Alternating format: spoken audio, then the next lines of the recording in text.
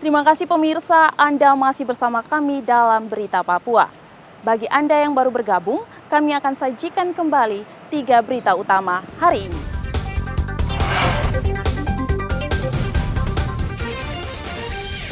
Buron sejak tahun 2020 terpidana korupsi ratusan miliar dana desa diringkus Kejaksaan.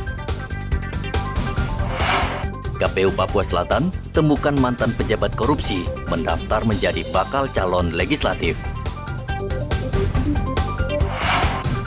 Tenaga kesehatan di Tambrau minta jaminan keamanan saat bertugas di pedalaman.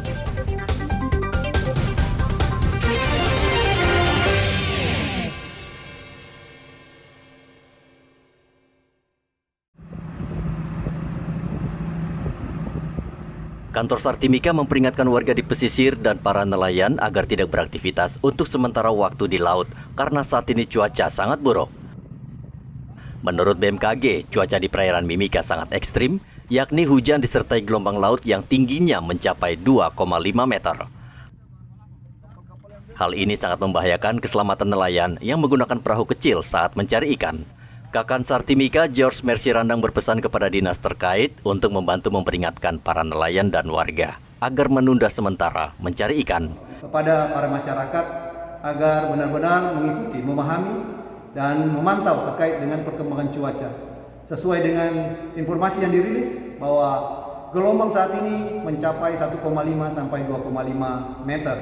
Tentunya masyarakat lebih paham terkait dengan situasi dan kondisi perairan antara Timika Asmat. Oleh karena itu, mari betul-betul memahami keselamatan dan kalau boleh menunda perjalanan ataupun penggunaan peralatan atau menggunakan transportasi laut menuju daerah-daerah yang berada melewati lalu lintas laut.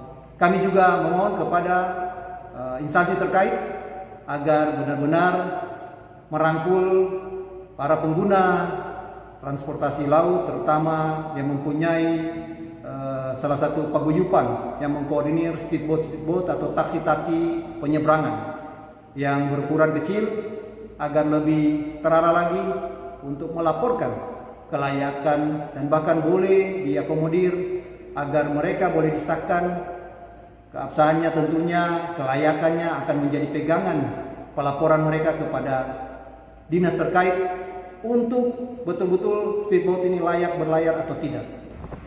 Sartimika juga menghimbau nelayan dan warga agar selalu memperhatikan laporan cuaca yang dikeluarkan BMKG.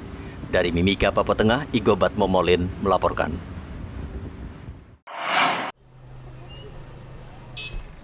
Pemerintah Kota Jayapura menyalurkan paket bantuan bahan pokok bagi 77 keluarga korban kebakaran di belakang Pasar Yoteva, Kelurahan Waimorok. Bantuan diserahkan Wali Kota Jayapura, Frans PK. Ia mengatakan Pemkot Jayapura telah memberlakukan status tanggap darurat selama sepekan mendatang.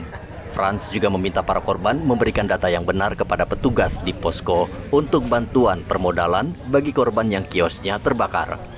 Kita juga memberikan penguatan, jumpa dengan warga, kemudian memberikan penguatan, kekuatan ya, semangat kepada para korban supaya tetap semangat, tetap kuat, tetap sehat. Nah, karena pasti di tengah musibah ada saudara-saudara lain, ada dari kelompok-kelompok atau organisasi dan juga pemerintah pasti memberikan perhatian dalam berbagai cara, berbagai bentuk. Bisa bahan materi atau juga mengunjungi dengan memberikan motivasi dan berbagai bentuk. Nah, selain itu, saya juga tadi minta kepada dinas sosial dan juga semua dinas terkait untuk melakukan pendataan warga yang korban, data yang baik dan benar sesuai betul-betul fakta di lapangan untuk memberikan bantuan BAMA ataupun juga non BAMA, termasuk alat-alat rumah tangga, alat dapur. Ke depan kita usahakan untuk kita bisa berikan sesuai dengan kemampuan anggaran yang ada setelah melakukan pendataan. Menurut data Dinas Sosial Kota Jayapura, kebakaran menyebabkan 11 rumah kios yang dihuni 77 keluarga hangus terbakar.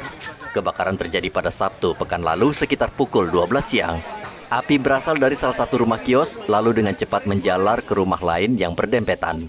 Tidak ada korban jiwa dalam kebakaran ini, namun kerugian material diperkirakan mencapai 1 miliar rupiah.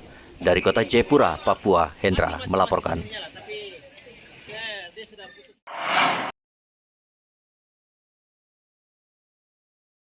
Jumlah penderita stunting atau anak kurang gizi di Papua Barat masih banyak dan untuk memberantasnya tidak mudah.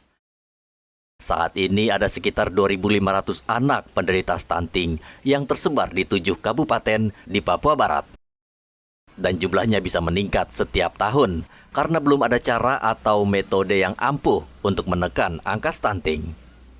Salah satu kendala untuk menekan stunting adalah kondisi geografis di Papua Barat.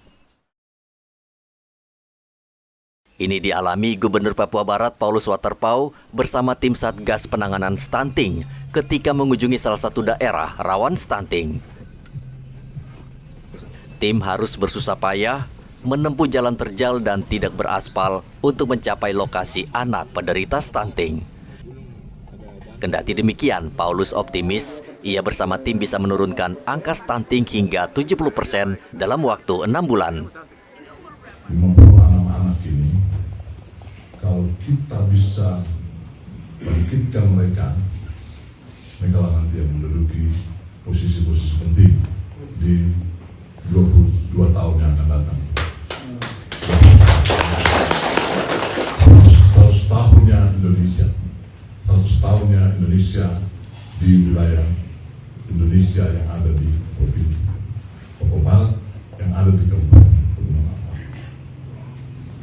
Tugas kita ya. Kita sebagai orang tua sekarang dipercayakan diamanahkan seperti itu. Jadi saja yang saya mengingatkan, artinya ayo mari kita bergerak bersama, ya. Mindset dari masyarakat belum oke, setuju, tidak apa-apa, kita pelan-pelan. Selain faktor geografis, kemiskinan ekstrim juga menjadi penyebab stunting. Bapeda Papua Barat menyebutkan kemiskinan ekstrim di Papua Barat melebihi angka kemiskinan nasional sebesar 8,3%. Singkatnya, kemiskinan dan stunting adalah dua sisi dalam satu mata uang atau tidak bisa dipisahkan satu sama lain. Satu lagi masalah adalah maraknya pernikahan dini di Papua Barat karena pasangan muda belum memahami soal gizi dan belum berpengalaman merawat bayi. Menutup diri, kemudian menganggap bahwa dunia lain, semua orang punya urusan, dunia kita orang punya urusan. Tidak bisa. Kita sekarang sudah campur kawin-mawin dengan kehidupan modernisasi, kehidupan yang jauh lebih maju. Nah, tolong bicarakan dengan orang tua dengan baik tentang adat ini. Saya berharap sebenarnya kawin di usia dini itu harus di stop. Sebenarnya itu ada aturannya, ada undang-undangnya melarang itu. Menikah itu harus minimal berusia 19. Perempuan 19, kalau masih SMA, apalagi SMP, menurut saya ini kita harus rubah dia. Minta maaf. Semoga ibu-ibu tuh bisa saling peduli satu sama lain. Jadi misalnya melihat ada anak tetangganya yang seperti apa gitu ya, boleh mengingatkan mamanya seperti itu ya. Jadi kita harus berpikirnya, tadi udah disampaikan Pak Gubernur, 20 tahun lagi ke depan anak kita ini kira-kira mau jadi apa. Udah nggak ada yang nggak mungkin. Sekarang itu segala sesuatunya mungkin terjadi. Sepanjang jalan juga mau di lembah, di bukit, di gunung, di rawa, dimanapun di Papua ini, saya sudah melihat semua orang pegang handphone, sudah punya handphone, punya cellphone gitu. Itu menandakan apa? Dunia kita udah nggak terbatas.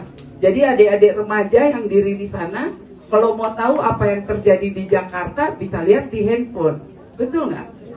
Kalau kita mau tahu makanan yang bergizi, misalnya, oh nggak ada ibu dokter datang ke kampung saya, tapi kita tinggal buka handphone, kita bisa tahu makan yang bergizi, yang murah tuh apa. Gitu. Berdasarkan hasil survei Status Gizi Indonesia atau SSGI, tahun 2022 angka stunting di wilayah Papua Barat sebesar 30%. Angka tersebut menunjukkan kenaikan sebesar 3,8% dibanding tahun sebelumnya. Kabupaten Pegunungan Arfak merupakan wilayah dengan prevalensi balita stunting tertinggi di Papua Barat, yakni mencapai 51,5%. Disusul Kabupaten Manokwari 36,6% dan Kaimana 29,2%. Pemerintah Papua Barat masih harus bekerja keras menurunkan angka stunting. Tentu ini tidak mudah karena membutuhkan dukungan dari berbagai pihak. Edi melaporkan dari Pegunungan Arfak, Papua Barat.